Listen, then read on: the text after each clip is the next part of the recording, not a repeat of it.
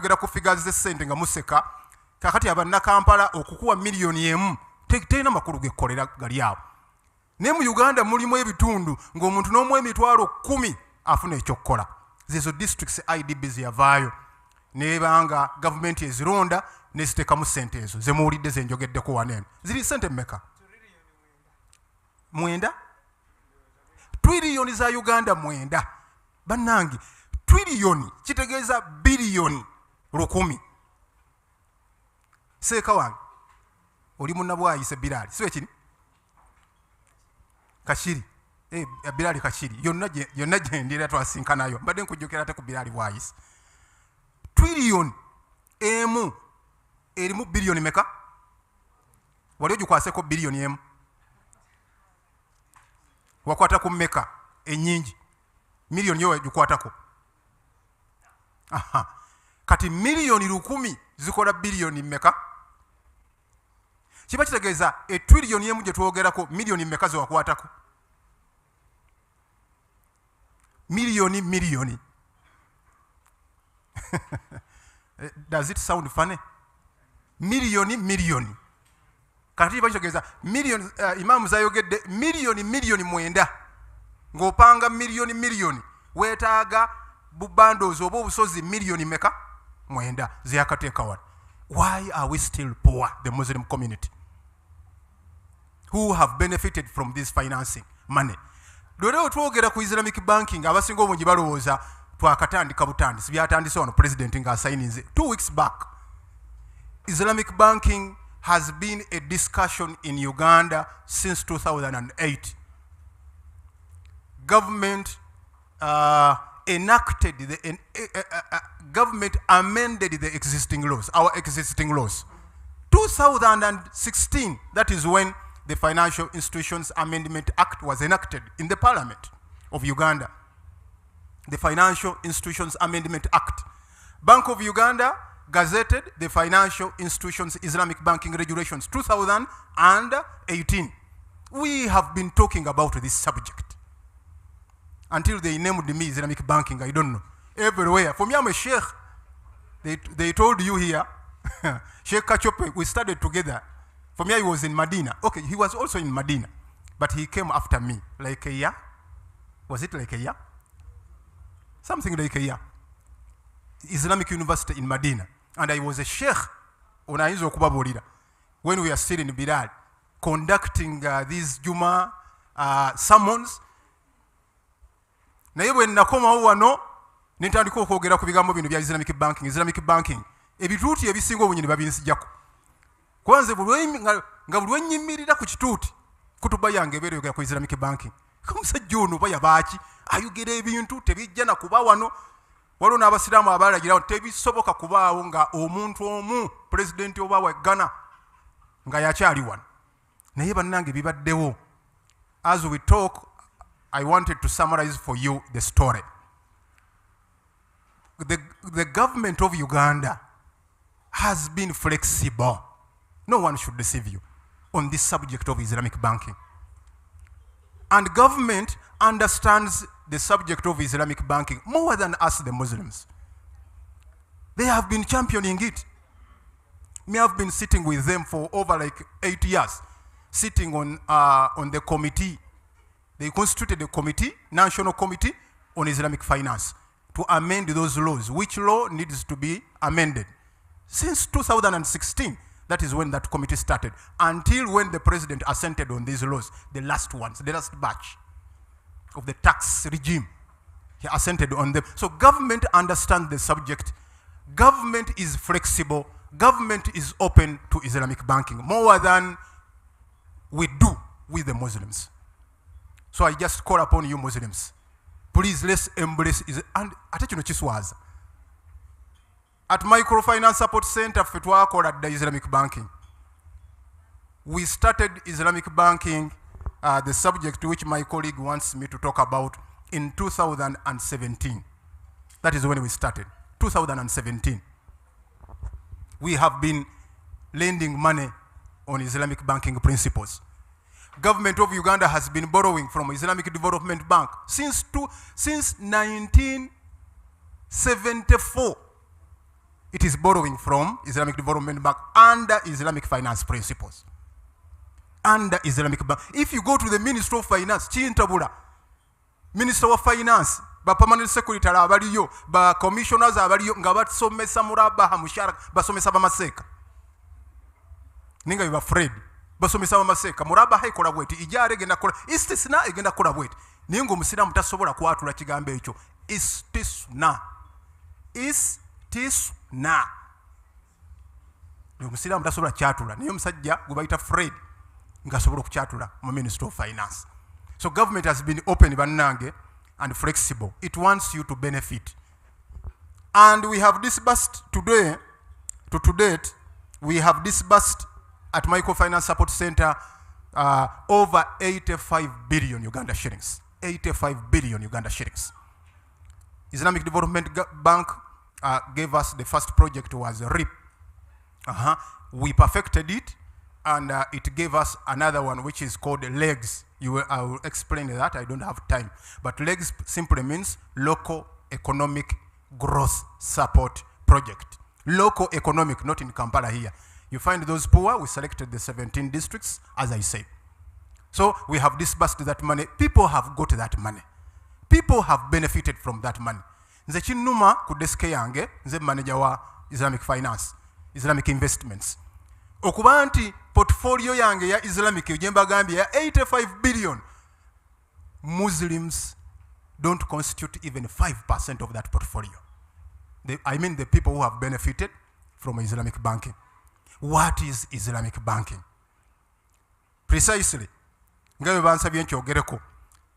Islamic banking tutegeeza government kye yayisizza ekigenda okutandika muzibanka kubanga luli abasinga obunyi mbadde nga mujja olusi ne mugamba tebiri nayo balimba tebawola deske kutuddeko musiraamu ne tasobola tuwa sente sigaba bugabi sente mulina okubanga fo bujje waffe mulina okubanga mubadde mu sako setting bantu 30 and above, and you have been in existence for at least 2 years.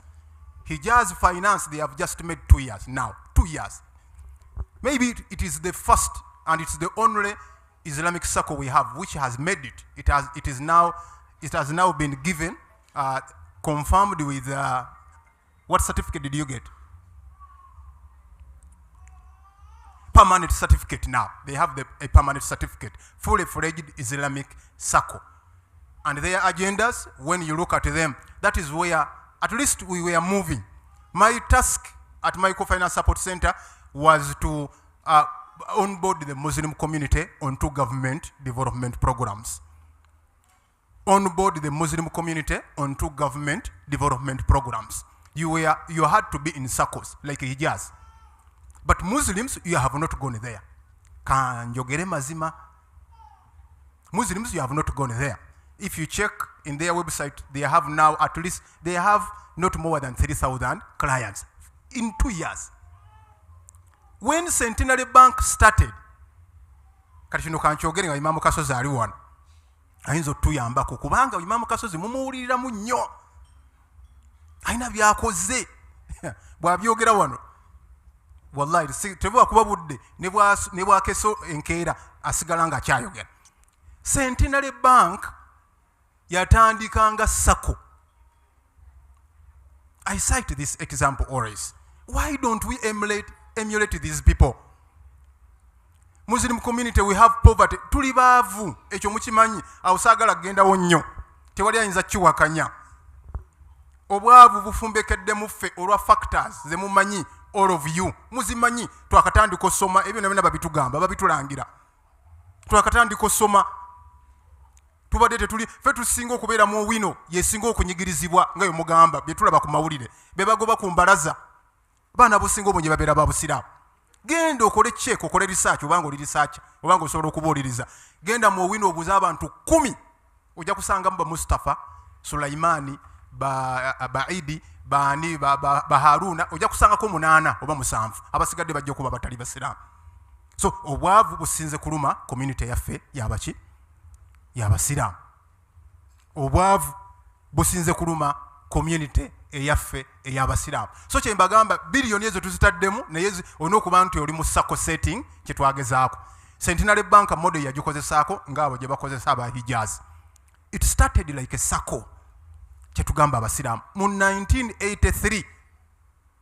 That is when it started. Ne baggulawo sako yatandikira na Mityana. Emityana wano. Olwaleero wetwogerera Centenary Bank, which was a sako, wetwogera sako abasinga obungi. Government programs ezisinga obungi twali tuzitambuliza mu SACCOs. Zonna emyoga programs. By the way, tulina emyoga emisiraamu. Emyoga programs. Yes.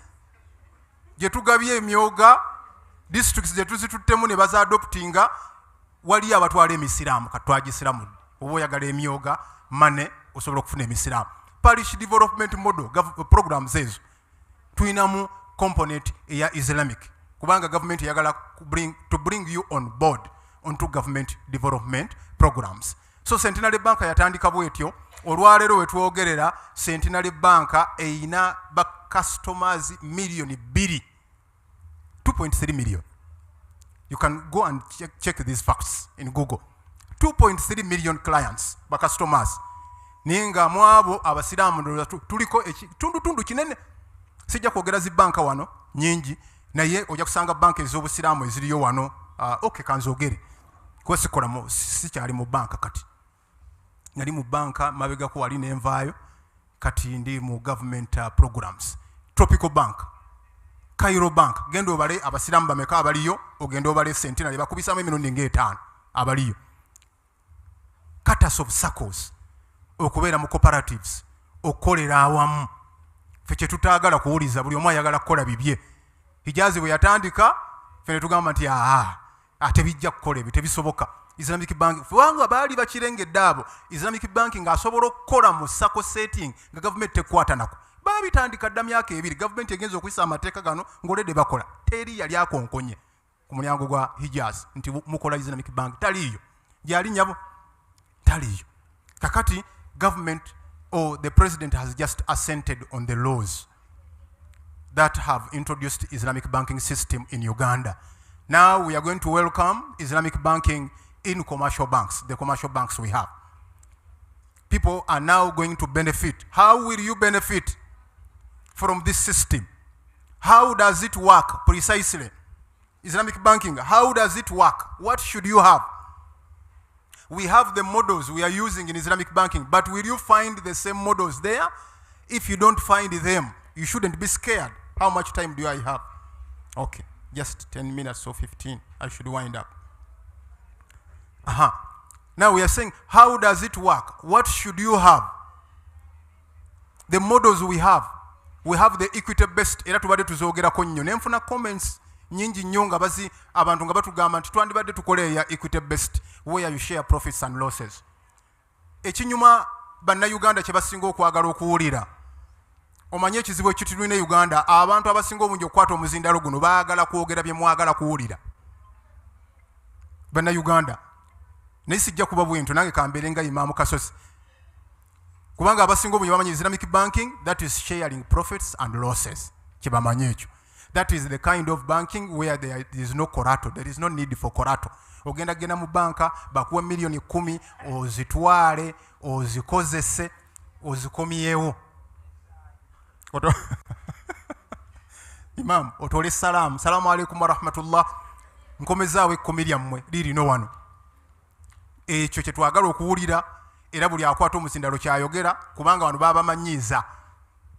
Waliwo platform gye tuliko ne Immam eggulo obala wadde eggulo Immam nga boogera nga bagamba waliwo MP omugwe babadde bagamba nti oyo byaleeta Uganda olina kuba muyaaye, olina kubanga oyogera olulimi abantu lwe bawulira lwa mu katale, olina kubanga osobola okusala endongo wano ne weetola. Kati Immam Kasozi tasobola kubeera member wa parliament era temusobola mulonda. Bw'ajjoga nti yesu walina okuzina mwana amazina. Yes, kwa si ye kaliba yeyo. So kakati ekyo kankibabuulire kati Islamic banking tulina products ezo eza profit and loss sharing. Naye ku market yaffe nga bwefaanana bona agenda mu banka, don't curse Islamic banking system. Baatulimba kale baatugamba tugenda ku sharing amagoba ne losses kakati ate bansabye bino bansabye ne collateral. That is not it works like that in an ideal environment. where people are doing well on trust. Because if I share with you the losses in our market here, where people are having like 5 sets or 10 sets of books of reporting because of issues of tax, URA. So where will because the essence of Islamic banking is also to make money. A banker is a banker, whether Islamic or conventional, he remains a banker. So that is the equity-based. When you find that we are exercising it to like 3% or 2% to only trusted, don't cast us. We shall have gone to the second category. What is the second category? The second category is the debt-based products. Zetwamanyira okuba nti olipotinga olina ebitabo byanjawulo okubeera nti odisclosinga business okola business ki oba amagoba ki gofunyeemu behavinga nga conventional banking system. Na predictinga era kye kigenda okubeerawo, we shall have not less than 95% of our Islamic banking system being debt-based in Uganda as we put our first foot there very soon in this month of September. Because Bank of Uganda has pronounced itself. It came out this very week that it is ready. It is on Monday. By the way, it was on Monday. It is going to start issuing licenses for Islamic banking business. Now, when you go there, when the bank requires you for collateral, it will still be Islamic. We want to prepare your mindset. It will still be Islamic. But the ideal is to do the equity-based where we share profits and losses. But in the meantime, given our market, the behaviors of our clients, we are going to embark with the debt-based products. Debt-based products, what is your requirement? Oyagala ki? Nti njagala motoka, nkola musaala. Banka ngegenda, ngegula motoka, ngembala ngejja, ngejikuguza. Njagala wano emphasizingewo. Tugenda kikola bwe tuti Mozi banka. Tugenda kubuuza requirement yo, tinjagala gula nyumba. Njagala gula motoka. Tunyumirwa nnyo naddala ngo nakyo yagala okukula nga kiri feasible, nga kiri asset, nga kiri tangible. Kitunyumira nnyo mweno debt-based product. Lwaki? Kuba tusobola ku identifying ani akitunda ne tukigula ne tukikwasa. Eyo singo tunyumira. Je tugendo singo kola. Magambye over 95% of the portfolio. Already, my portfolio at Microfinance Support Center, already now, I have 90% of the Islamic finance portfolio. It is Murabaha. We are doing Murabaha. We shall buy the asset. We shall sell you the asset. And we shall put a markup. It is not free money. By the way, Islamic banking agenda tunyumira nnyo era kyensinga kusaba naddala ba Sheikh Ali bano n'abalala abatulaba ku media. Dini Islamic banking kusinza abasinga obungi balowooza bwe bawulira Islamic bank balowooza nti bya business ebyo bya banka kusinza. Genda osome aya emu yokka mu Qur'an. Allah yagamba mu Qur'anul Karim okulaga nti okusuubula kusinza ne Islamic banking kusinza. Inna rabbaka ya'lam annaka taqumu adna min thuluthay al-layli wa nisfahu wa thuluthahu wa ta'ifatun min alladhina ma'ak wallahu yuqaddiru al-layla wan-nahar. Yagamba ki alima an sayakunu minkum marda alima an lan tuhsuhu fataba alaykum faqra'u ma tayassara min al-Qur'an. Eyesoka naddako nagamba alima an sayakunu minkum marda. Yamanya Katonda nti mumwe mugenda kuba aya mpanvu naye nzijemu party eyoka. Allah yamanya nti mumwe mugenda kubeera mu abalwadde temusobola kuyimirira kiro kyonna nga musaala nga nabbi bwe yalinga akola. Buliriza wa akharuna n'abalala yadhuribuna fil ardi yabtaguna min fadlillah. Bagenda kubeera nga bagenda mu nsi batandika okusuubula okutunda. Ayagala kugula mmotoka agende mu banka bamugulire mmotoka bagimuguze batekeko markup. Ayagala kugula nyumba kuba kizibu nnyo mu Uganda okusonda batugamba okusavinga. N'ekizibu nnyo okusevinga ng'otuumaawo seeto paka w'oliweza milioni 5 ozimbe ennyumba tekisoboka mu Uganda. Ojja kuba wakasondako 10 ogweko ekizibu kya milioni 2 kansa akukwate. Kakati ove mu nsi ng'abaana bo obalese nga bamasaakini bagenda wa Immam bagenda kusabiriza, ate gwe omuntu eyali akola ng'oli corporate ng'okola omusaala omwezi ofuna emilioni 2 oba ofuna emilioni 1 oba ofuna emilioni 3. Kati ekiri rational tugamba okwewala ebizibu ebyo byonna genda mu banka eya Islamic gye ntegeeza ziguddewo kaakati mu Uganda bakugulire ennyumba kuba bonaazitereka kizibu nnyo okutuuka ekiseera ekyo ng'okola ki nga ssente ezo zikyaliwo, then ogende ng'osasula mpola ku salale eyo bajja kukutema ku salale loan. Ekyo tukikola. So Allah kyagamba wa akharuna yadhribuna fil ard yabtaguna min fadlillah wa akharuna yuqatiluna fi sabilillah. Awe njagala okukoma. Inna rabbana mazima ddala Katonda waffe qaddama yakulembeza talibu rizq almudaribu fi sabilihi, omuntu anoonya riziki okola, omuntu anoonya okuba obulungi ng'alina waasula akola, omuntu anoonya okuvuga ku mmotoka. Imamu yakigambye vuga ku mmotoka. Kati ye alina ennimiro y'ennanansi akugambibwa kasika akungula ne balya namba buli omu. Kakati gwe oyina ogulayo akananansi ekyo Katonda akyagala nnyo ng'abantu baabawaka balabika bulungi. Yamukulembeza omuntu oyo agenze n'akola kwoli agenda mu jihad fi sabilillah awamu ne makandatul jihad, ekitiibwa kya jihad n'ekifo kya jihad kyalina mu maaso ga Katonda. Yasooka buli wakulembeza ekintu, saagala genda mu mateeka bano baseka basharia bano bali banjulirira.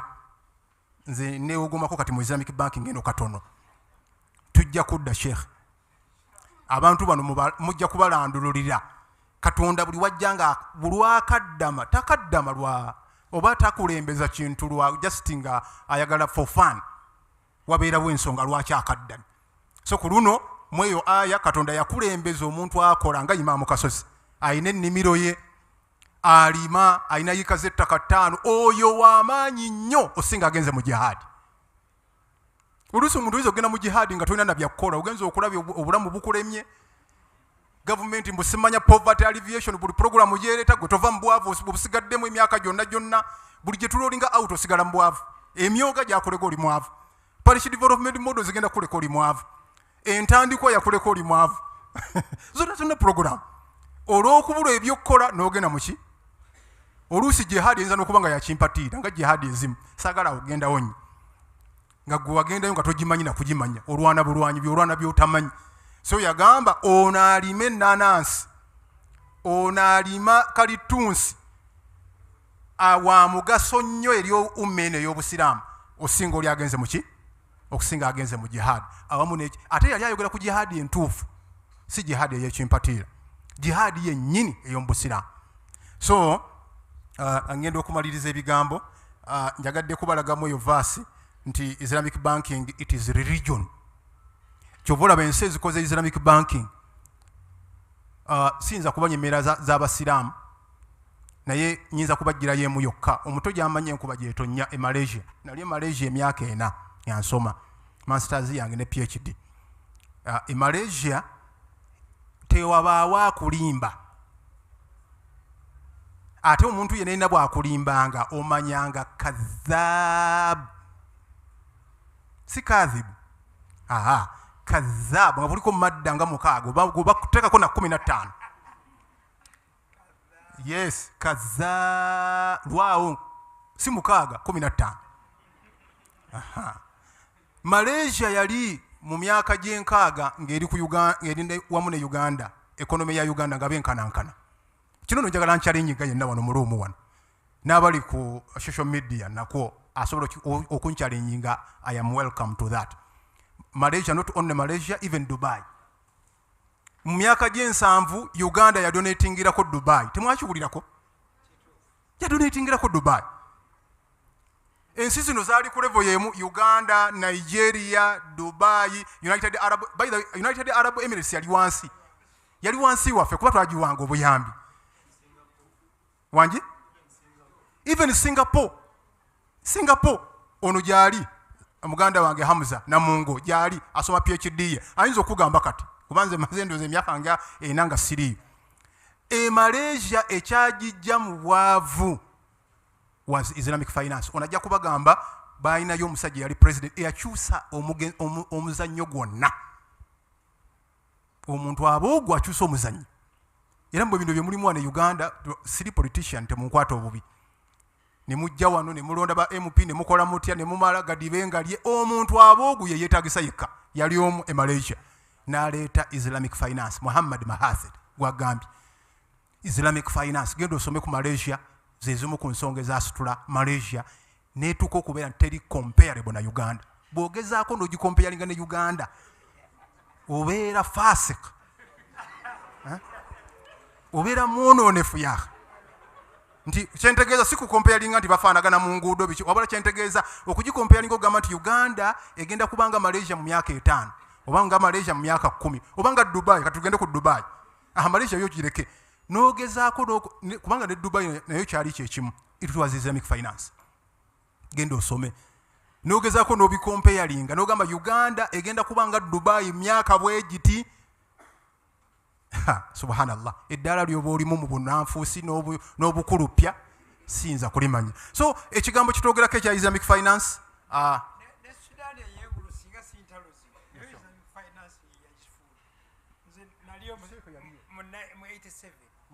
nga nsi ya bulijjo naye bwe baatandika mu 88 ne batandika Islamic financing nagenda okuddayo mu 91 ne neewuunya nnyo Sudan gye nali mu 87 ne Sudan gye nasanga mu 91 tweyanziza nnyo so gavumenti ekyo kyerengera era gavumenti yaffe tugyebaza okubeera nti erengedde ensonga zino zetwogerako n'ezaadoptinga mu Uganda era mugenda kiraba olwedde gavumenti yo ebenefiti nze mu sente ezo zembagambye wano zemba listingidde n'endala nnyingi waliwo $1 ezakadisbursingibwa after COVID-19 Uganda egenda kubeera nti efunamu mu sente ezo waliwo mission eyabadde wano e Uganda weeks singa 2 emabega yavuddemu IDB mu project ya LLF project ya Islamic Development Bank bagiyita Lives and Livelihood Fund eyo nerimu ne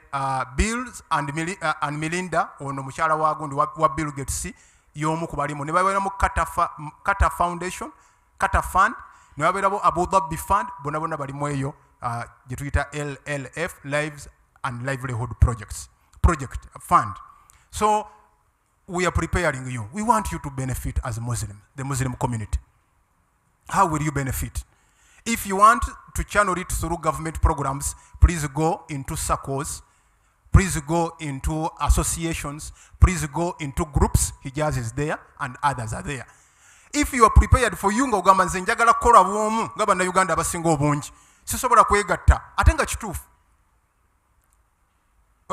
gundi eno model ya cooperative tekola nnyo wano mu central olwa factors nyingi naye mu byalo yesobola okukolayo bwe tugenda e Kabalole eyo bwe tugenda e Rukunjiri ekola bulungi waliyo zi circles ennene ezisinga banks wano e Kampala wano ze muyina e Kampala ze mutijja nazo nyingi naye nga sako nga amagoba geekola nga banka tekolako yadde ekimu kya 10 yeziri so eyo mu byalo basobola okubeera nti beegatta wamu wano tukyalina ekizibu wano mu Kampala kati mwaba kyalina ekizibu n'okwegatta ne bannammwe oluusi ogula n'ettaka ne mukyalawo nga tamanyi n'otuuka n'okufa naye ng'ab'okukyalo bebagamba famire bebagamba mukyalawo naye Haji yali yagula poloti eyo kakati oyo gwogamba ajje ne Immam Kasozi ne Lujja beegatte bakole sako nga mukyala we oluvannyuma lw'okufa bamugamba eki property yali ya Haji n'afa nga tebagimanyi so kakati mmwe abalindiridde zi banka abaagala okgendayo mwe preparing n'ekyensinga okumanya ekizibu kye tulina tupreparinga korato tugendagenda mu banka batuwole katutegeke korato teriyo banka ewola na musingo nojja n'omusingo nti n'omusingo gwa $1,000,000 njagala $7,000,000 oba 5 eyo banka mu nsi yonna teriyo teri kankibaddiremu teri banka mu nsi yonna egenda kuwa sente ng'ozze na musingo ne gunabeera gwa biliyoni ng'oyagala miliyoni 2 tesobola. Tulina ebintu bye tutunuulira mu banka okuwa looni. Twagala tubyetegereze kuba tulindiridde nnyo tugenda kubeera frustrated. Tulindiridde nnyo Islamic banking. As we embark on that journey of implementation, I don't want you to be disappointed, the Muslim community. Sagala mubere disappointed. Kubamba agambye ne bojja ne korato kitegeeza omusingo nga gwa biliyoni teri bank eyinza kuwa sente zaayo nga tolina the other ziringa nnya. Korato yesi esemba yeri gye tusembyayo.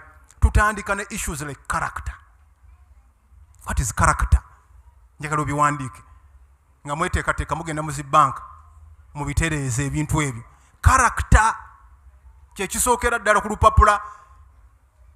Nze bw'ojja okwewola mu Microfinance Support Center kyensookerako ddala mpandika 5 nina zange naziwandiika dolede mu template yange. Seesooka njiyita character, nsooka kucekinga olina emyaka 45 tolina mukyala wakawasanga bw'otalaka abakyala 5. That is character. Ekizibu kiriwa? That is character. N'omukyala naye kyekimu wakafumba malya 8 okola business nga Hajati Dr. bwagambye waneeno naye ozza okwewola naye oyo malya 8 ge wakafumba. That is character. When you misbehave with your spouse, it is very likely or highly likely that you are going to misbehave with the Lujja, the banker. Mukyala wo wawaka waba tamanyi na poloti yo gye wagula tosobola kubanga tusaba spouse consent ogenda okujja okwewola tukubuuza mukyala wo yakkiriza mwewole musinga ennyumba yammwe gye musulamu ng'opalapalanya ate manyi nze ndi musiraamu nina bahajati bangi kati ndeeteka aliwa asula mu nnyumba eyo gwe tugamba kati awo of course mba sikuwa sente niwoba ne korato efaanana eti sisobola kuzikuwa kuba mmanyi ogenda ku defaultinga. Capital si ey'okubiri. Capital oyina capital. Banka bino byagenda otunuulira mu abeesunze zi bank nga tonnaba kugendayo oyina capital wa sente mmeka okola mulimu. Kiba kitegeeza Imam Kasozi kyeyagambye oyina okuba oyina omulimu gw'okola. Ate ekyo nno nakisanyukidde nnyo. Zaka eno house of Zaka weeri wano Hamza. Ate mbeebaza tulina partnership gye tulina nammwe era gye twagala okuloolinga out very soon.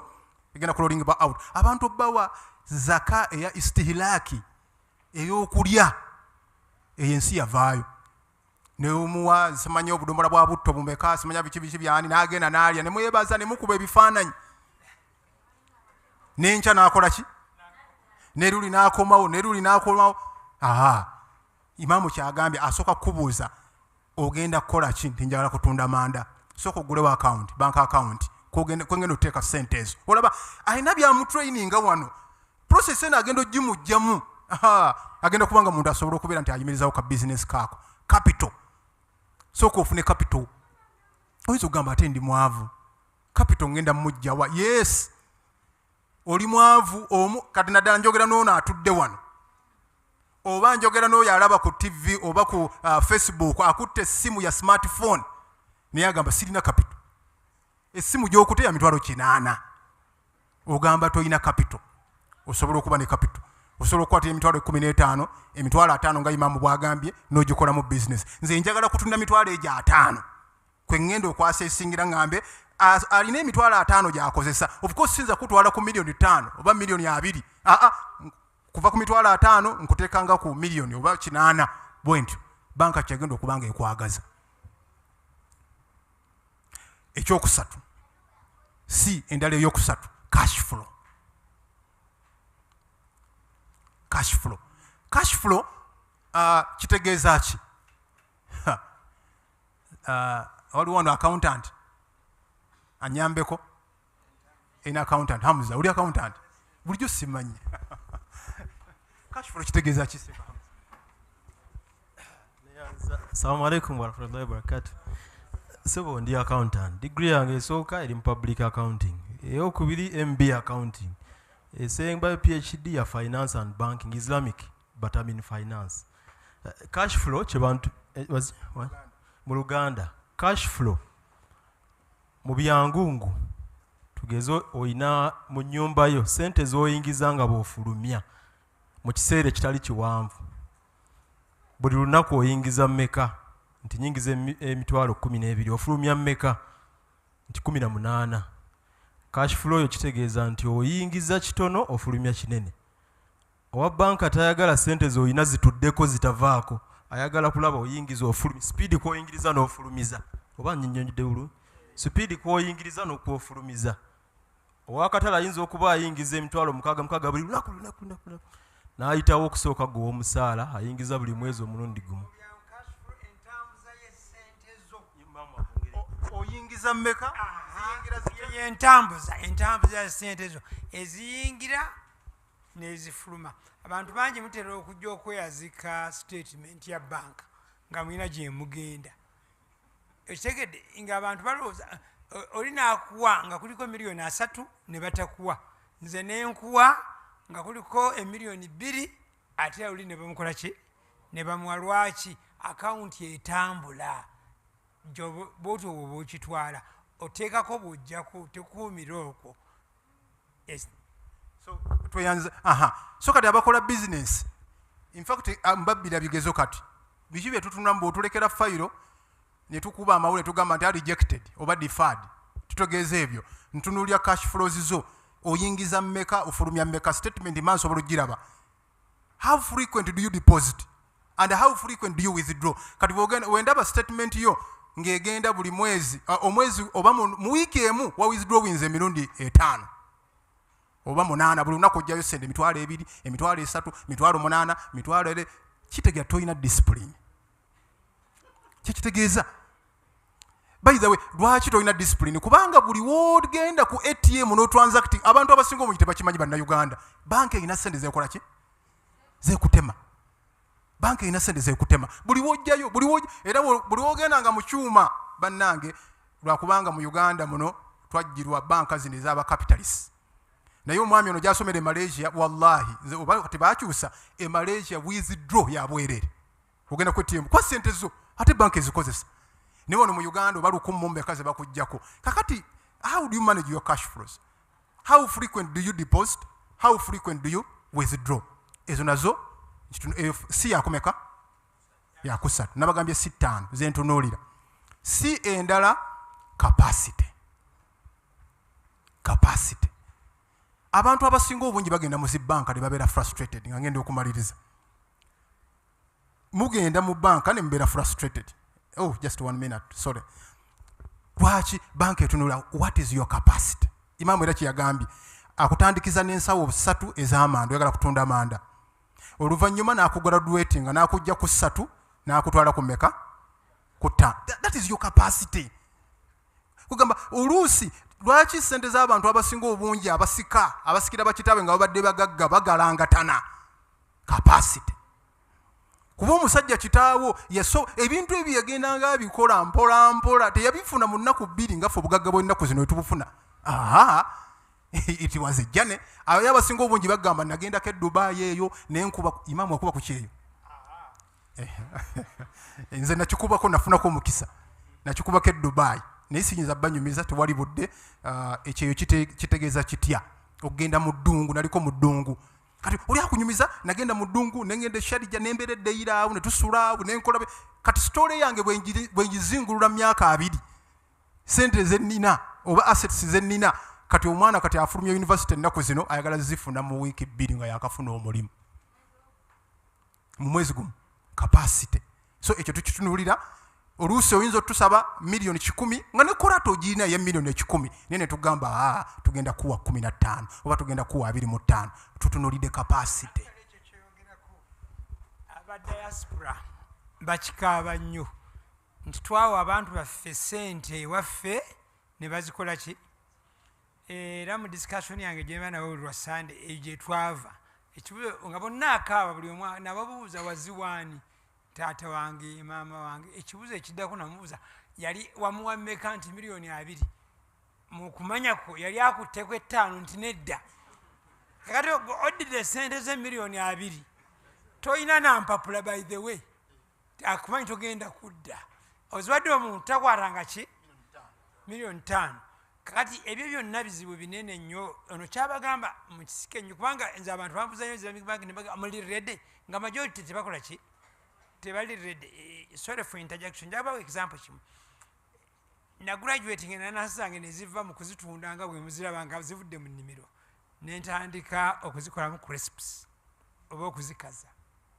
naye bwe nali ngenda okugula ekyuma gye nagenda okukigula ne bandaga ebyuma nagenda nga njagala kinene kuba kapasiti enanasi nyina nnyingi n'oli yaŋŋamba nti sooka otwale kino ekitono nga waliwo ekyuma kya bukadde 5 ekirala kya 9,000 naŋŋamba ntwale ekyemitwalo 9 nendeeta ekyemitwalo 9 nenkolamu actually just 2 weeks nenzeyo nemugamba njagala kiri kino nenkisigaza nakiri nenkikola ki nenkigula kati eyo gye bayita ki capacity obusobozi bwo obukozesa ekyo kyofunye kubanga bwebanakwa esente nyingi oyagenda owasa omukazi kuba nyingi ate gwe bizinesi yo gyoraninga yeetaaga miliyoni 15 bakuwadde 3 ogenda okulaba nga teri kigaana kuwasa hakki eyaki eyokubiri okukakananga nga zonna zikoze eki nga nazino zenkulu okinzeeko zewateeka mu bizinesi so capacity bwe bukulu bwayo mu dakiika emu si esembayo ndoza wadde owandiika si esembayo nange malirize yekolaato abasinga obungi gye beesibako olina omusingo genda mu banka ninawe ettaka lyensobola okusinga mu banka ekyo by the Microfinance Support Center fayiro zange bwe zijja eyo yesembayo eri ngiteeka eri awasembayo gye nsembayo tunulako nsooka tunulya zino mu order gye nabakoze eki gye nabawadde twatandise ani asobola okunziriramu natandise naki character gwempasa bwentalaka mpasa bwentalaka nti inna abghadu alhalali inda Allahi talaq sekono wa hadithi ajaji kubamu ebituli nti owasabu otalako sabu naye nafuna yenga amakulu gaayo malungi yatuganye okuzoogera ezo hadisi naye sekeyo hadisi namu obanfu kigambo naye abantu bakisomanga nga hadisi edda bakisomanga nga hadisi ekyo ti inna abghadu alhalali inda Allahi talaq. So work out on your character especially with your spouse. So nyo wasigamye nti hadisi wabula kigambo ekyo nkirongosezaamu. Ekyokubiri kyabadde ki capital. Oyina capital oyinawo kaki. Ekyokusatu kyabadde ki cash flow. Cash flow abanyongo sente ozizanyi osobola jangu kiba kitegeeza kino cash flow kitegeeza ogenda kugulawo omudaala gwo ogw'amanda bagule bwe bana onaamalawo ensawo ogenda osuubule kyeyo cash flow gye tuyita cash flow. Then esembyeyo badde eddako eyokuna capacity Imamu akyogeddeko sinza kiddamu. Then esembayo koraato yesembayo omusingo ettaka lyewasikira lyerisembayo likola kitono nnyo mu kufuna credit from an Islamic financial institution and similarly from convention. Bannange mbeyanziza nnyo okumpuliriza bigambo bya Islamic banking biwanvu sisobola bimalayo kaakati naye twebaza Muslim channel n'abalala kuba bakoze omulimu munene okubeera nti enjiri eno bagitambuza. Salamu alaikum wa rahmatullahi wa barakatuh.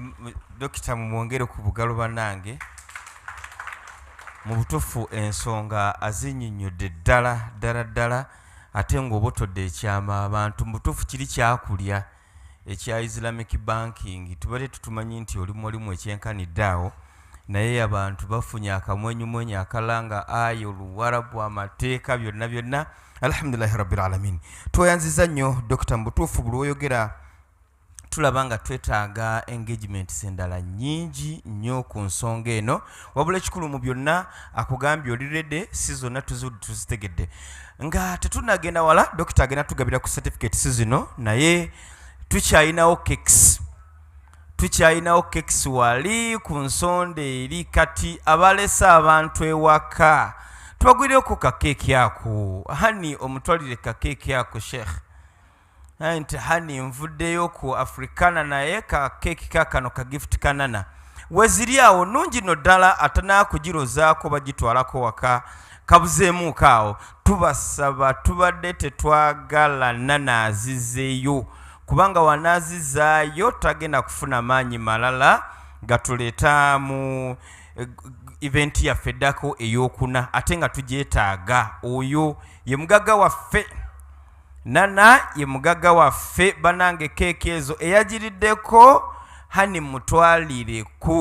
mutwalireko nze ngenda mutwalira insha allah naye mutwalireko kunana cakes. Sheikh Sebo Dokita tusaba okkirize abantu bano osiime babiri nga bafuna certificates zino. Tweyanziza ndoza Sheikh Hamza jangu omwegatteko Sebo okubeera nga otugabirako ku certificates zino. Sheikh Hamza okuva mu House of Zakah and Work for Uganda. Tulinawo engineer Naswif Kizito abaddewo wano y'omu ku basomesa baffe naye yeetooloddemuuko tetusobodde kuba naye. Sheikh Ashiraf Mutagubya yabaddewo. Sheikh Ali Kachope omusajja wa hadithi yazikubamu ebituli anaaga nti netambule ekigambo kyabamanyi. Tuyanziza masha Allah.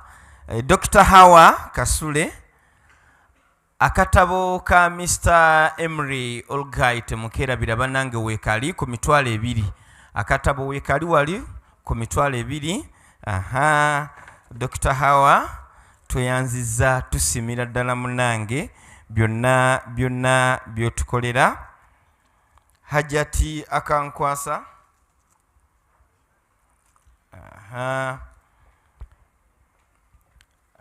Hajati tweyanziza tusimira ddala byonna. Alhamdulillah tujja kusaba insha Allah mutuleko wansi mu kaseera ke kamu tukyasigazayo session y'ebibuuzo. Discussion ya Dokita ebadde ekwata ku buli omu emulese we muleka. Tulinawo eddakiika zaffe nga 10 zokka bannamukisa abagenda okubuuza ebibuuzo wabula discussion eno ayagala okugyeyongeza egenda kubeerayo ku mikutu gyaffe ku YouTube kweri ku Muslim channel ku Facebook kweri ojja gisanga ne ku application yaffe ojja gisangako obere ng'ogyeyongeza ng'ogyetegereza. Nja kusaba Dr. Hawa mujje mubere ate nga nammwe mutuusa obubaka eri abakulu bano abatufisiza obudde okuva ku makya bakama baffe bano. Dokita ndoza era n'amanya mujja gasomera ddala lumu tulabe nabo bazze kubeera nga ba certificate bakama baffe. Naam. Assalamu alaikum wa rahmatullahi wa barakatuh. Wa alaikum assalam wa barakatuh. Imam Iddih Kasozi. Okay, Hajati Fatuma nawe tuuka. Imam Iddih Kasozi Sebo Muslim channel ekusiimye ebbanga lyonna bukyanga tutandika otubeereddewo nga menta ng'omuwabuzi n'otuwa support mu buli kimu kyonna oyo ffe ngabo yaffe ku Muslim channel Sebo tusiima nnyo nnyini ddala tojanga okwo ebbanga lyonna toyanziza nnyo. Dr. Sulaiman Lujja Sheikh wa Islamic banking. Allah agenda kuwejja na Dokita. Gwe nobeerawo Sebo nga ayise ne Hajati jangu tubeere nga tulisivinga Sebo nobeerawo ensi n'ekutuma Islamic banking Mungu agenda kuwejja na Dokita masha Allah. Webatyo Sebo Dokita tusiima nnyo era twongera okutegeeza tukyakwetaaga nnyo mu nsonga zino eza Islamic banking emirundi emirala mingi nnyo kuba Muslim channel leero esunyeeko obusunyi wabula enteekateeka endala nnyingi zijja ku nsonga yemu. Mr. Emre Olgay. We appreciate sir for your support, timely support. Oyo naye atuwagira mu bintu bingi nnyo behind the scene. Toyanziza nnyo mwebale nnyo Hajati. Kati mu dakiika zaffe 10 zokka abaana asigaza ebibuuzo insha Allah omulundi oguddako. Aluwa alina kyagamba ku nsonga. Ndaba Sheikh Hamza. Kale. Bismillah. Assalamu alaikum wa rahmatullahi wa barakatuh. Tweyanza nnyo Dr. Lujja, Imam Kasozi, and our brother Mr. Emre from Turkey, I think. Sebo kankozesa Oluganda. Twebaza Dr. Lujja, tukwebaza n'olutalo lw'olwanyi. I remember mu July wa 2016 ekibuli nozwaye tugaba motoka ya Supreme Mufti yaliko ebiseera ebyo. Dr. Kalisa naawe nange nkujjukira ng'omunnyonnyola naggaayo Lujja tebijja kukola. Abantu si beetegefu waneno tebali redde naye nkwebaza okuba nti otambuzaako. Ekisookera ddala ndaba nga tulina need ey'okusomesa abantu. Ngoberedde nnyo abakyogerako, abasinga bakyogerako nga bakyamuse. Kibasanyusa Islamic banking naye tebannaba kukitegeera. Recently ndowooza nnaku nga 2 nalina abawalimu be nalabyeko ku TV, Salam TV bawalimu abamu mikwano gyaffe tubamanyi nga beebaza okusayininga okola ki n'okola ki bambi ng'obalaba basanyufu kye bakola. Naye ndowooza operationalization okutandika kw'ekintu osanga baali yeebazizza nga waliwo ekikola ki ekitambuddeko. Nze mbadde nsaba Muslim channel, this is a very good platform, tukole emisomo gino egirina targeted outcome kati nga guno kuba guno gwokka n'ogwa Imam Kasozi ne brother kye yapresenti nze singa tukola mu series ez'enjawulo ne tusooka tutegere endowooza z'abantu olwo kye bayita attitude. Dr. Lujja byonna si zonna z'oyogedde ekisinga obukulu is the attitude which is the character and other ebisooka biri ebirala biri tangible ya ssente. Abantu bonna bw'obalaba attitude y'omuntu towards Islamic banking eriki weeri. Government gw'onsomesezza leero mbadde bimu sibimanyi nti government ebadde eri willing era ng'epushinze nga buli kimu ekitaddewo mbadde ekyo sikimanyi naye nkitegedde leero nti even existing laws ezibaddewo tubadde tusobola okuzikozesa nga ijaazi bwekoze bwebaddewo. Naye nga kyensaba Imam Sebo kino nkusaba kyakubiri ekisooka kyali kya kitabo kya Dr. Anas Kalisa. Ekyo kyondowooza olina wootuuse tulina ekitabo tulina okukikola. Ekyokubiri demography waffe ne sociology twali badde tuyambako community yaffe ey'obusiraamu ne tufandinga ku research ezo ez'enjawulo. IDP doctor nga mmaliriza twabadde nabo ne House of Zaka bakoze omusomo wano bagenda kukola wakfu tugenda kukola nabo ebintu bingi nnyo sente nnyingi ze tugenda okuba nga batuyambako okulaba nga batufandinga with government of course. Naye nabo kye basoose okwetegereza bayagadde okumanya mwagala House of Zaka tugiyambeko ekuŋŋaanyizzako ennyingi naye what is the national social Islamic finance report, what is the capacity of Uganda ne community yabwe y'abasiraamu ya 15% capacity, what is their capacity to give zakah, what is their capacity to do business, what is their capacity to invest. Then olyoka omanye zakah gye mwagala yenkana kyonna nga obyetegereza babadde bajjeewa mmwe n'ewaffe nga tuli nabo nga gyonna obyetegereza okulumya potential ya zakah oba sadaka Imam kyaliko twetaaga okumanya capacity y'abantu, capacity mu byensimbi, capacity even attitude, willingness ne capacity okusobola nga tuwayo. So nze neebaza naye nsaba Imam ne Dr. Lujja nti Microfinance Support Center mwongere okusomesa abantu. N'ekirala Islam channel bino byekola mbiraba birungi nnyo but I think they need some funding also ne collaboration. Wabeera nga waliyo omuwaatwa gwonna nga Islamic Support Center nga gy'oli I think baali badde part of those people abagenda nga basomesa abantu with the line of funding be bajeri. Mashallah toyanziza omukulu Dr. Hamza Namungo olwa konsani eyo ndoza etuuse ku bakulu bombi buli omu abadde ayinako ekikye. Yes, Sheikh Nabil tambuza omuzindaalo. Ojja kutunza ne kubakyala after. Assalamu alaikum wa rahmatullahi wa barakatuh. Wa alaikum assalam wa barakatuh. Nebaza nnyo all the presenters Sheikh Lujja Obi wange n'abalala naye konsani yange eri ku nsonga emu yokka. Nsanyuse nnyo okuwulira ebigambo nali nkiwuliddeko ebbanga nti Nigeria, UAE, Malaysia twaliko mu kiseera nga tufaanagana mu byenfuna. Fulwale tuli wala nnyo tuli mabega. Badde nsaba practically tuyinza kukola tukole tutya okulaba nga naffe tutukako ku bantu abo bwekiba nga tekisoboka nga mu enigeno nga Uganda fe abasiraamu nawuliddeko nga kyayitira mu Islamic banking naye nze ndi eri wansi nnyo mu basiraamu kintu kino kyensanze wano mu kusomesa abantu eri ku ground abasinga obungi bakimanyi bulala aba tebakitegeera tukoze tutya okuba nga tu outreaching abantu abo eri ku mizikiti wansi abantu bategeere ki ekigenda mu maaso ku Islamic banking. Toyanza nnyo tujja kusaba tuwe ku bakyala newe tukuwa omuzira tujja kusaba otuukire ku kibuuzo k'obudde bugenze ddala. Assalamu alaikum wa rahmatullahi wa barakatuh. Wa alaikum assalam wa rahmatullahi wa barakatuh. Nyagange nagogedde dda nze Madam Sauda Nachanda Wante from Bilal Islamic Institute. Mashallah. Yeah, I think siri mu kifo kikyamu Nedda. okuviira ddala ku Dr. Lujja bano bonna abali awo saagala bo already bakimanyi naye nga ndi musanyufu. Mashallah. Message eno twagifunyeko a bit late kuba naffe tulina sako bakama bange ne bannange ne baba nga tebasobodde kujja nze nenzija n'abannange abamu naye nga tuli basanyufu nnyo. Ekintu kyaffe kino ekintu kyonna kigenda nakutundibwa ndowooza engeri gye ndi musomesa ate mu institution ndowooza etali ntono mwenkoledde over 20 years, you know that. I think we can do the work to the students, to our fellow teachers and the community, even where we live.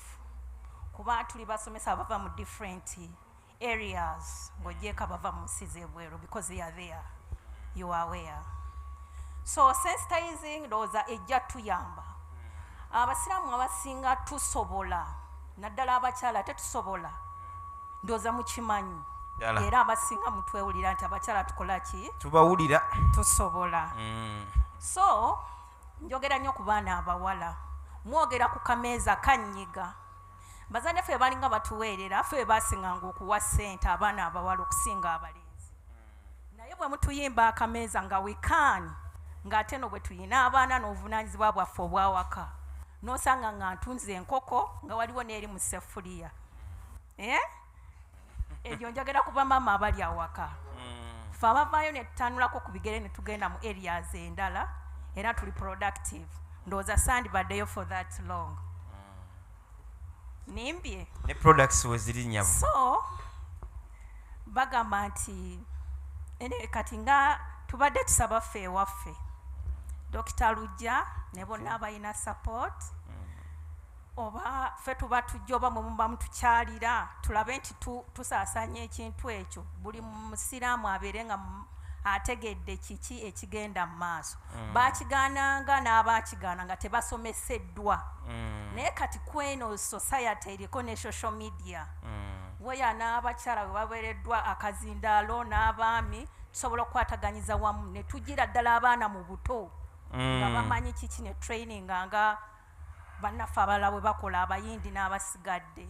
Okay. So mbadde nsaba nti okusensitizing okusooka abaaba bakitegedde basobola okugenda mu maaso nakyo abatannakitegeera ne tubategeeza nabo ne bajja ku board. Kati kyongeremu sensitization inshallah. Thank you. Assalamu alaikum wa Alaikum rahmatullahi salam wa wa barakatuh. barakatuh. Dr. Obaka butuuse.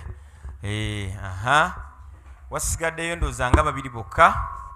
Assalamu alaikum wa rahmatullahi wa barakatuh. Wa alaikum salam wa barakatuh. Nyanziza nnyo okumpa akakisa kano. Kakati omwami Dr. Lujja ayogedde ku poverty alleviation naye nga aba startup people mubajjeemu kubanga omuntu ajja okwejja mu bwavu alina kubeera nga ali ntandikwa kati bwe mugaa nti omuntu agenda kujja nga you have the capital flow ajja kuba nga talina kyokka nga zze on your platform kwejja mu bwavu. You have to consider those people nti nze platform I need the capital. Bwe mba capital temumpadde give me assets ze ntandika nazo. You monitor the performance then later ojja olabe nkoze ntya can you add up the capital on this. Ekyo omwami Lujja simanyi oba munatuyambako ffe abatono. Tweyanza. Kankome wano. Yanza. Final abantu babiri sekoja balansingako ke mabega eri nayo. Alaikum salam wa barakatuh. Nze ekibuuzo kyange kigenda kwawukanako nga kigenda eri omukulu owa Halal Bureau. Okay, wali wano Abdurazak Sheikh. Business ezisinga abantu abasinga mumanyi nti 90% abantu abasinga batambulira mu maduuka biki tuli kwogera ku businesses and what n'ebintu ebisinga abantu bye bakozesa tebiri halal. I will give an example nti abantu abasinga tebalina knowledge yonna ku bintu bye batunda. Balowooza nti okutunda omwenge, kutunda sigala byokka byebiri ki? Byebiri haram. Naye nga tuba tuze wano tuyize okukola emali yaffe nga tugijja mu halal. Sorry. I will give an example nti agamazi getunywa amazzi agasinga mangi simanyi agasinga oba tomanyi na linnya lyago obusengejja bwe bakozesa okusengejja amazzi gano bakukozesa mu magumba ga nsolo and some of those ekintu ekimu kyemutegedde okitegeera Hajati amasala mangi ago naye mukulu wa laali waali wano inshallah bakabuulidde ekisembayo ekirungo kye bateeka mu juice ono obutesengejja nakyo like amasavu ago bagajja mu ki mu pig like 30 kilograms pig emu ekuwa 30 kilograms ate ente ennene ekuwa what 2 kilograms kati Hajati tweyanziza irimu eyo nyingi naye tujja kufuna olunaku tujja kufuna olunaku omukungulu wala seka twongerayo abantu nga babiri bokka tumalirize abantu benne tujja kusaba ogendeko emabega eri wali omwami oli emabega ab'emabega abo tulabbaga yalirira mweyoko tubalansingemu oyo then omulala omu tuddemu ebibuuzo tukire ku kibuuzo. All right. May Allah reward us all for coming for this gathering. As this goes to both Imam Kasozi and the doctor. So as a student of demography, as Imam Kasozi describes himself, what do you think led to the shift of this government, which was at first pessimistic towards Islamic banking, but then now, you know, currently, let's just describe it as, what do you think led Mr. Museveni to now become optimistic about the Muslims? And is this now, like, should we foreshadow better relations between us and the state, given the fact that Islamic banking, all the amendments have been passed? Then the second one for the doctor, alhamdulillah. Okay, cool. Okay, thank you so much. Oya joke sembayo, then tuddemu ebibuuzo. Thank you. Ekibuuzo kyange kigenda eri Dr. Dr. watugambye models ziri bbiri eziri mu Islamic banking, emu ya equity n'endala ya debt based product. Mbadde njagala otangazeemu kwene debt based product eyawukana etya ne banka zino loans ze zigaba. Mpulira ziringa ezifaanagana, ki ekigifuula eno okubeera mbu ki eri Islamic? Thank you. Alhamdulillah wa bihi nasta'in. Kantandike n'ekyo kubanga 95% of the portfolio shall be Islamic, shall be debt based. Kati ki ekigifuula ey'enjawulo ku conventional loan? Oba tuli ku page emu fenna bino ebigambo bya banka buli omu ajja bitegeera. Tumaze emyaka mingi nga tubyogera, abasinga obungi nga tugamba ati bisoboka wano tebikola bwe biti, n'ekibuuzo kiri mu kiwulidde. Kati bwe bizze tugenda bitegeera lwa mpaka, kubanga ffe ate abasiraamu ddiini nga bwe mbagambye aya eri wa akharuna yadribuna fil ard yabtaguna min fadlillah wa akharuna yuqatiluna fi sabilillah. Now omuntu bwagenda mu banka eya conventional, tugiyite banka A, agendayo, he goes there to borrow money, like let's say 100 million to buy a car or to buy land. 100 million. When he borrows 100 million, the bank puts interest on that money, and it gives it is dependent on the period of return. How long will it take the customer to return the money? The relationship between the bank and the customer is that of lender borrower. Lender borrower. Ekyo kiwandiike nyamba buyambi. Aina akakalamu. Atalina akakalamu kiteeke mu mutwe. Relationship ya banka eya haramu ne customer waayo lender borrower eyeewola ne gwe bawoze. Omanyi ekitegeeza? wodifaultinga kujja bwobanga wazimba mu nnyumba bakuuleko amabaati ku nnyumba osule ng'enkuba ekukuba. Omukyala bw'anaalaba ng'enkuba ebakubye olunaku olusooka gwe kenyini kenyini omukyala ajja kukutuma ogenda osasula essente za bank. That is the relationship. While in Islamic banking newankubadde nga tukola date based eyo nga nayo ogenda kubeera ng'olina ebbanja naye ffe tukubuuza ssente oyagala zikolamu ki? Tenjagala kugula poloti ya ttaka nga tukwata ssente nga tugamba tetugenda kuwa ssente. Ffe tugenda tubuulire gy'ogenda oddigula ng'otubuulira ani agenda oddiguza nti Imam Kasozi agenda kunguza 5 ku 10 oba 10 ku 10 nga tukwata ssente nga tuzisasula Imam Kasozi ffe gwe tujjozziwa then gwakuwa ettaka. Oba ntegerekeka kiba kitegeeza wano kasitoma tasobola nakudivertinga ssente zino. Relationship yaffe ngeri twagirabye lend and borrow relationship. Eno relationship yaffe egenda kubeera baya seera. Wa ahalla Allahu al-bay'a wa harrama ar-riba. Aya bwetu wegambe ya Quran Suratul Bakara. Wa ahalla Allahu al-bay'a, Allah yakkiriza okusuubula okutunda n'okugula, wa harrama ar-riba, naye yaharamisa kiri ekyasoose lenda borowa yakiharamisa.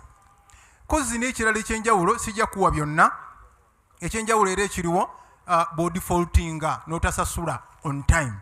When the customer defaults and does not pay on time, in conventional banking, the interest keeps on compounding. Interest is charged on interest. You have the principal which you borrowed from the bank. You have defaulted, for example, for the first month. Now, the interest of the second month will be the principal and the interest of the first month. It will keep on recurring like that. If you go ahead and default in the third month, it will be compounding. Whereas in Islamic, if you default, bona defaulting and wankubadde nga sibayita si eno sidda awakugamba nti mugende mu defaulting bwe mwewola mu Islamic banking. The markup which we charge you when you buy the land from Imam Kasozi and sell it to you cannot compound. The bank will only charge a penalty where it can prove that it has suffered monetary damage. Kankadde mu Uganda. Diwe tukucharginga mu Islamic banking. Nga tosasudde on your commitments. Singa onaabanga odifaultinze newankubadde nga si kye tusaba nti odifaultinge naye nga kitukozinze okukuba amasimu ne tukubira amasimu nga tokwata ne tuhayalinga poliisi ne tuggulawo keesi ku poliisi ne tukunoonya ezo ssente zogenda osasula era ezisukka mu ezo tetusobola zifuula income to the bank. Bank ezo ze mulaba mu Uganda zibeerawo nnyo oba zimiriddewo nnyo ku ssente ze zicharginga mu interest mu penalties ne interest. Naye ate ffe mu Islamic banking markup ebeera markup. Mbadde nsaba nkomeko ebyo bibiri in the interest of time. Imam Kasozi.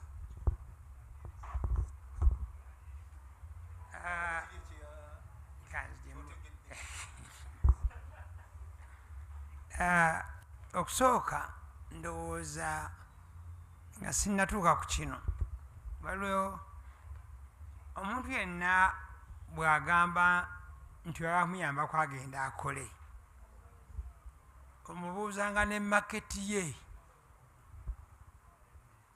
kuba omuntu agenda najja nagamba manyi ndi namwandu bandekera abaana 7 ng'omubuuza nti osobola kukola ki basooka mu binene nga nti njagala tukole omulimu gw'okolera w'owangaalira w'osula nga tonna tukagenda mu katale kuba tonnabeera muntu wa katale nsobola okutunda amanda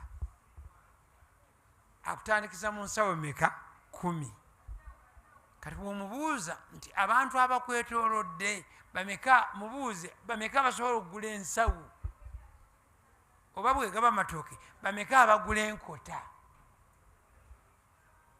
ogenda kumaliriza nga omugambi nti yagwe toli wa nkota gw'oli wa myera ngenda kukuwa ensawo zo meka 3 wozimalirawo bano abakugulako ojja kuba otegedde nti waliwo agula ki kati supplier bw'agenda okuleeta olujja ng'akuwe ensawo zo 3 n'enkota 2 kuba wazidde wagamba nti anze si matabule njagala nkota yange. That's how we develop emirimu. And unfortunately, abantu tebabiraba bwe batyo. Gino emirimu gya bugumiikiriza. There's a lot of patience. There's a lot of patience. Abantu tubalabe eno ku nkomerero kati nze bwe mba nkunyumiza ennaanansi ne nga nti nyina ebikolo emitwalo 30 olabira dda nti omusajja ngaali ki tosobola kumanya nti natandikako na mutwalo ki gumu ne gumpa hope ne ŋŋenda nga nnyongerako. So bino bye twogerako bwe tuba tugala kuva mu bwavu kubanga poverty alleviation gye boogeddeko tuteekwa okusooka kubeera nga tuli bagumiikiriza ne tugoberera ne siteepu ki seeka Dr. Lujja kyatugambye nti abantu baagala kugaggawalirawo ki one night. It is not possible. It isn't. Ewulidde nze nyina omwana namugaa leka tukole bino ebyange bino bye tukola ebyaffe obiteeke ne mu byosomye kati nagaa nedda nze njagala kugenda bweru wa UAE olina esente sirina nga nkwata esente zange nze nagula tiketi nze byonna nakola ki naye atuwa okudda era nze namuzza nga nyina okuddayo nsasula esente alyoka akole ki kuba mwana wange okitegedde bwe yajja wano esente zeyali aweereza kuba bwe yaziweereza twaziteeka ku akawunti butereevu kwe talina access naye bwe yajja ngenda okuddayo okukebera ku akawunti nga yazijjako dda saamubuuza na kye yazikolamu. Kale obwe buzibu obunene bwe tukola ki nti abantu twagala kugaggawalira mu bibooziboozi.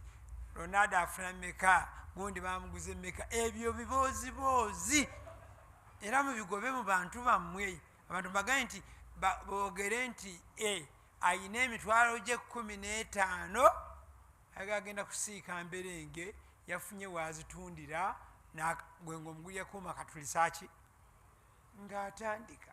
There are very many people who are very successful. But in Gabon, we don't.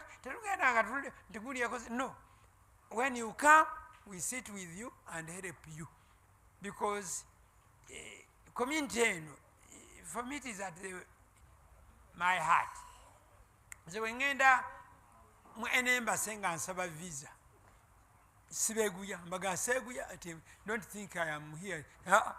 You either give me if you don't want to leave. Because it's not life and death.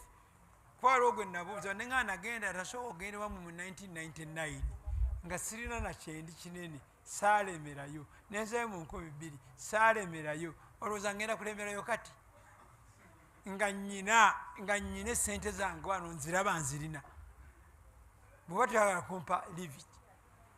Era omwatayira namuwandiika n'ebbaluwa abeebugeza bo nabawandiika n'ebbaluwa one sentence.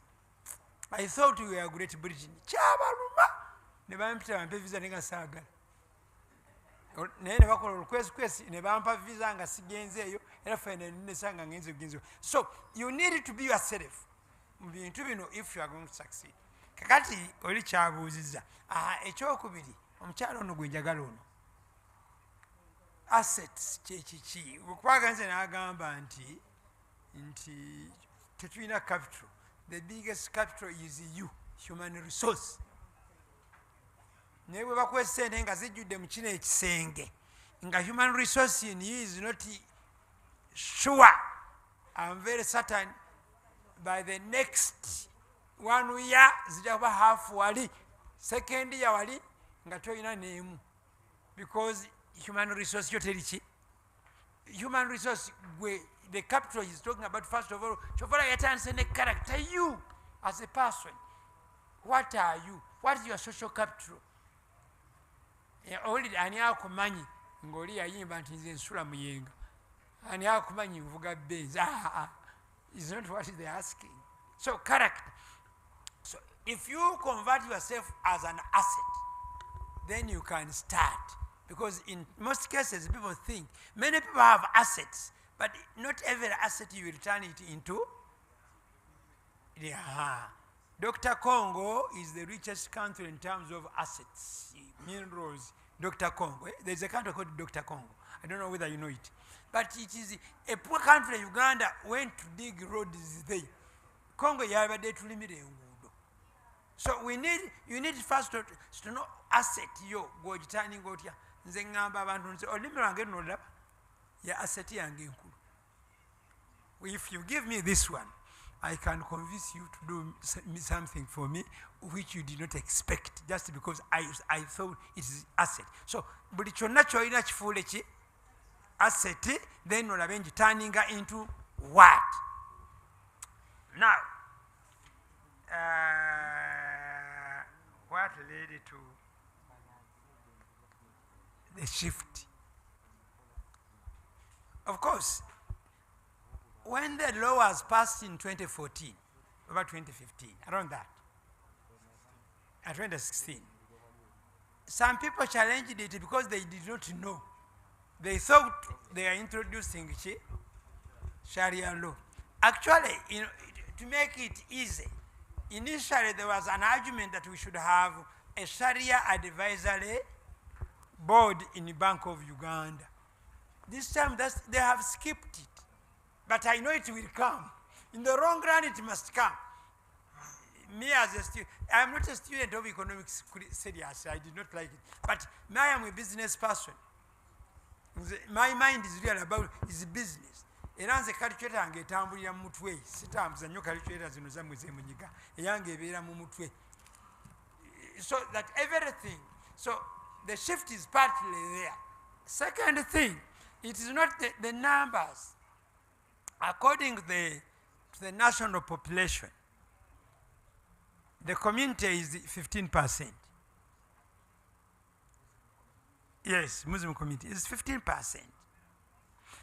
Out of what? Nobody knows the population of Uganda. And I can say this with certainty. But every step or everything we are involved in will determine the number we want to mention. The latest projection is 48.5 million. The latest projection, 2023. But if I look at the population, what it was when the census was carried out in 2014, when it was 34 point something million. If I put the calculations, it doesn't come to 48 million because the population growth rate, when I put it there, it doesn't. But politically, we have to say it like that. But you remember, just a year ago, Uganda Bureau of Statistics said that our population was 42 million. And that is almost the most likely. But then we'll see. But some year back, it was 45. Did we get any calamity? Answer, no. But the issues. So the change, the president did not change the heart. All along for him, he did not have the negative, as he has told you, because they are the biggest beneficiaries. IDB, in the where he is, because I know, at least now he has given me, but before he went there, I know, the first thing they were doing, when they had given this money, which was coming from IDB, out, the first time, before he went there, when we had about 16 circles that had received the money, there was one which bared the Muslim name, only one at that time. But it was also maybe still in conventional method. But now he's talking about Islamic finance. And he has Hijaz.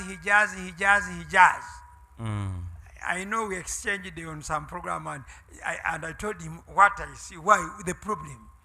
The problem, the Muslim community here thinks that the Islamic finance money is there for us to go and pick.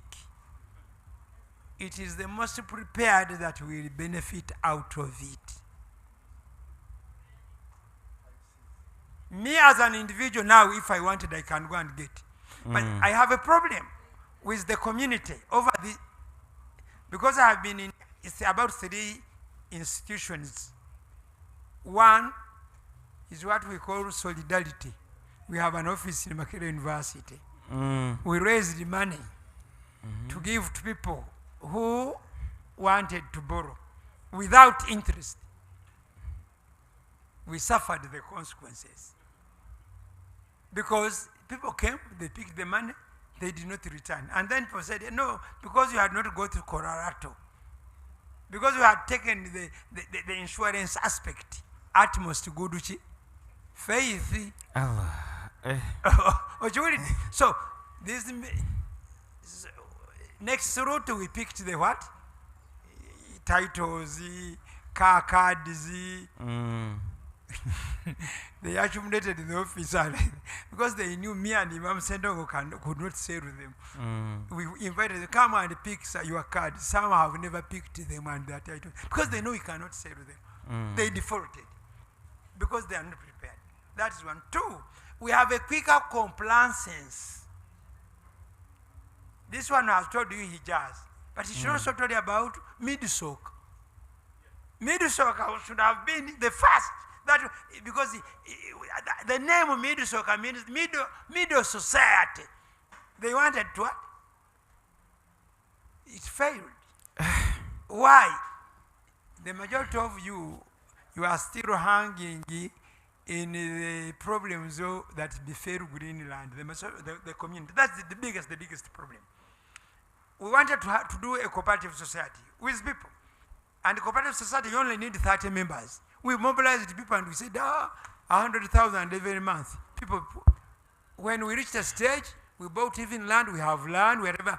Compliance, and people did not bring the money again. Because they wanted quick whatever. Later they said, let us sell. Tuguze baani mwaga tutunde ettaka basama tebalina ttaka tufunye ate nalyo tutunde let us sell fe tebikyatambula naye butatambula kuba temuleeta sente ki obligation zammwe ono zabadde abagamba you must do your obligation. Katwagenda omaliriza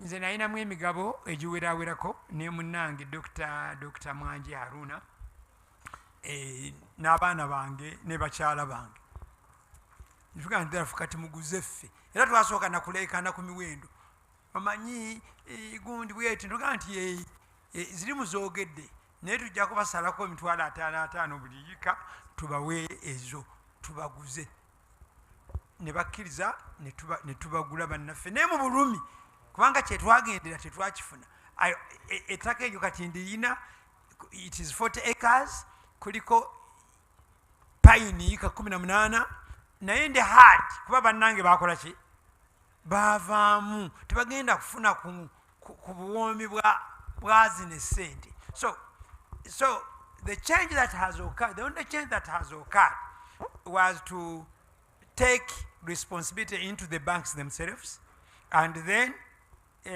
people also are beginning to see, including those who fought.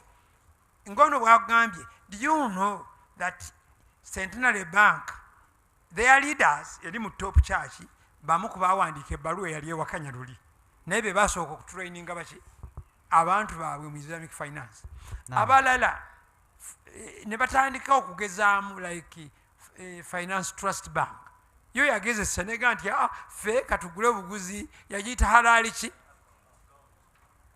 As I talk to you now, that halali finance trust in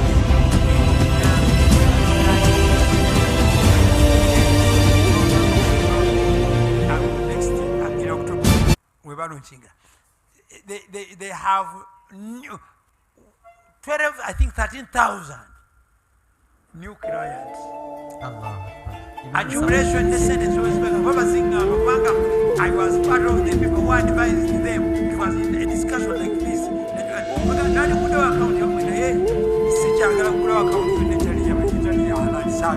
don't want. So it is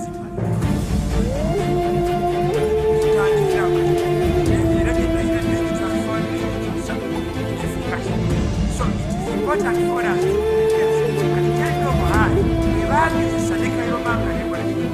it has all along I don't see to bank I didn't so na issues is